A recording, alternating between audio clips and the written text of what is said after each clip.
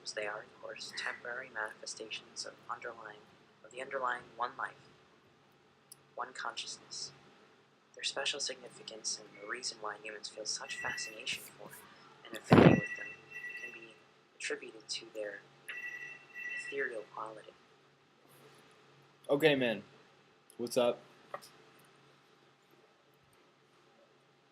A lot of people tell me to read Tolle.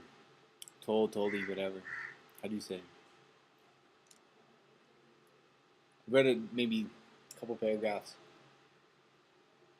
I think that it's good that he's reaching so many people with a very clear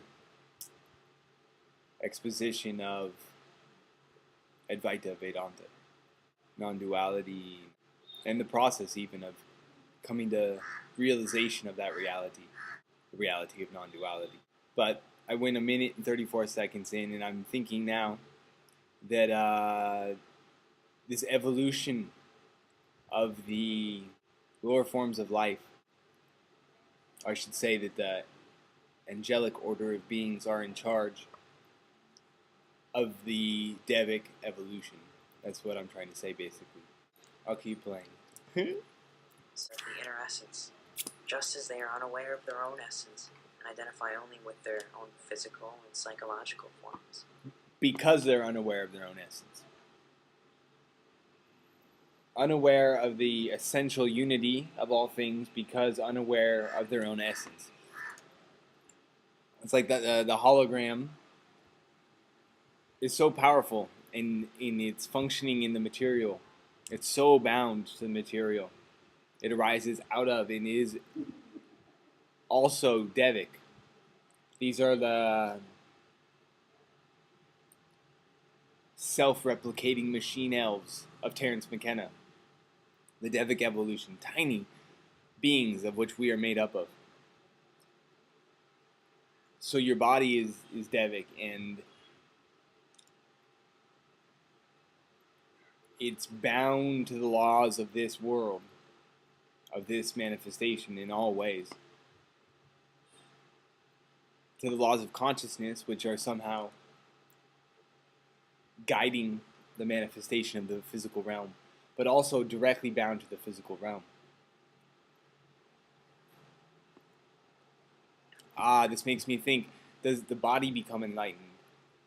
Enlightened.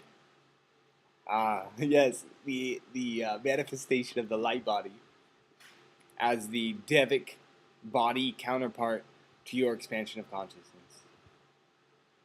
The mind, the light in the mind is also the spirit light which lies behind, and it's also capable of transmuting the physical form under the guidance of the angelic order up, to becoming more and more light.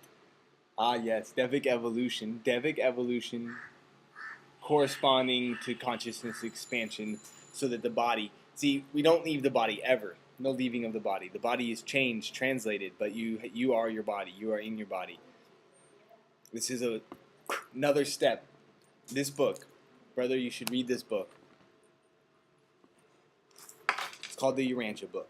Everyone needs to read this book. Everyone that's seeking and everyone that's not seeking needs to read this book because it will clear up a few things about the eternal walk of perfection, coming into perfection.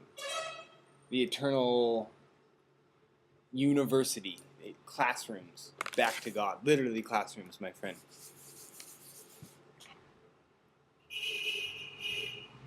This is very interesting, though. The Devic evolution. The translation of the physical body into the light body through illumination, enlightenment. So then he asks, is humanity ready for a transformation of consciousness? An inner flowering so radical and so profound, compared to it, the flowering of plants? I don't think it will be radical, though. It's already happening. It's subtle. It's evolution. The entire cosmos, spiritual, mind, and physical, evolves the same way through a slow process of perfection coming and evolution. It's already happening. There may be shocks, but the light's here, and I don't think it will be radical. It's already happening more and more. I used to think of this idea in my like third video. I talk about this idea of if you wanted to immobilize, to render finito a huge machine, say the machine of the world, Babylon, like a machine running all the machines in the world. If you wanted to disable this machine, coming in from the outside and trying to attack the machine, and it's huge and probably has defense. You can't penetrate the machine, but if you plant a single seed in the bottom of the machine, and that seed can sprout, and that seed can grow, it will grow up into imagine like an invasive weed. It will grow up into the gears of the machine, and not until it has put itself in place.